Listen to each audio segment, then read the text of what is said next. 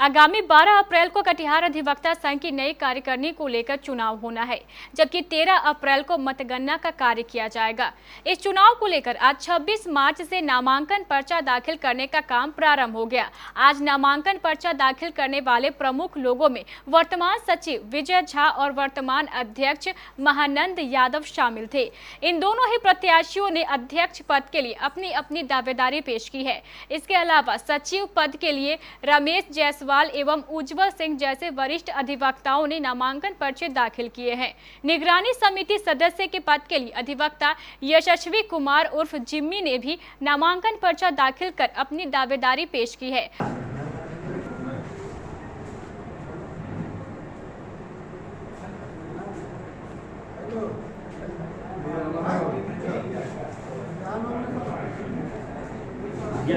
दीजिए आप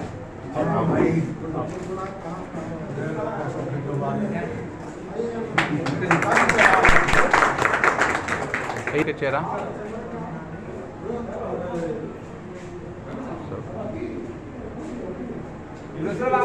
कैमरा इधर हल्का सा मुंह करने से पहला बार हम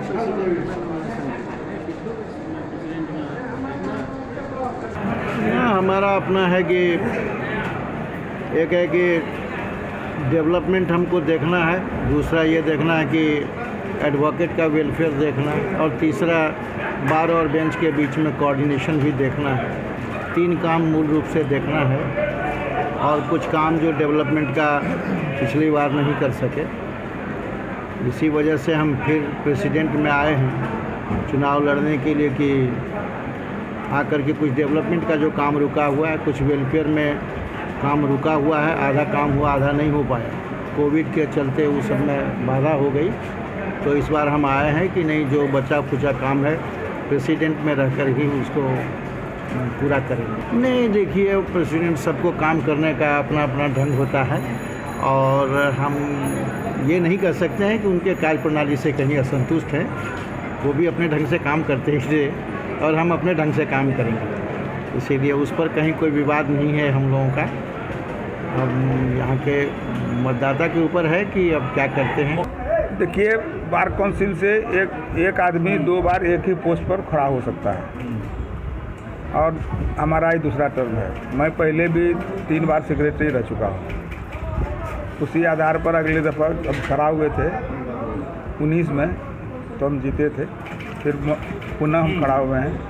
और जिन मकसद के लिए आपने चुनाव लड़ा था, अध्यक्ष पद के रूप में रहे भी थे, क्या लग रहा है कि वो मकसद आपने पूरा किया अपने कार्यकाल में? 100%।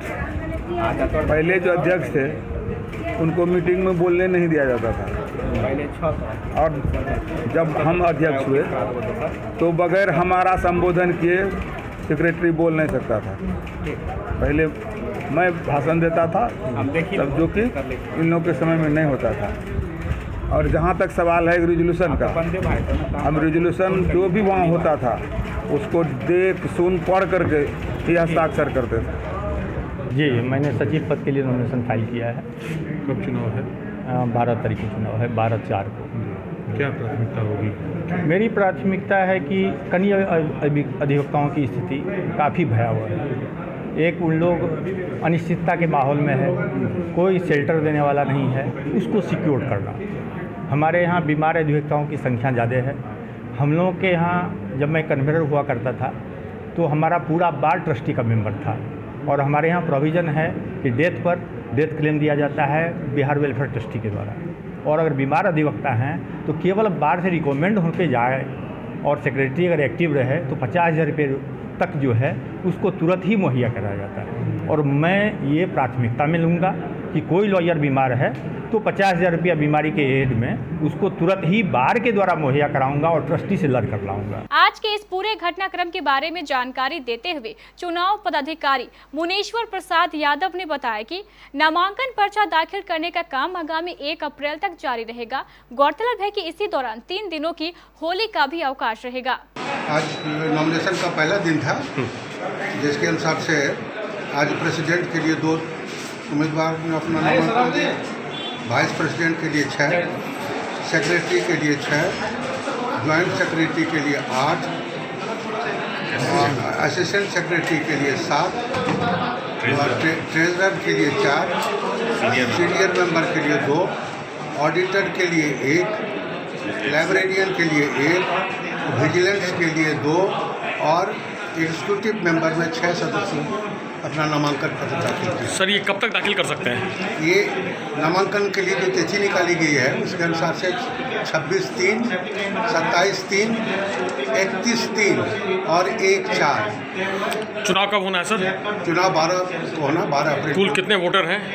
कुल 890 है। एक आज जोड़ा गया है जिसको कि यहाँ के 30 सदस्यीय जो समिति है उन्होंने उसको नामित किया है, अनुशंसा की है उसकी।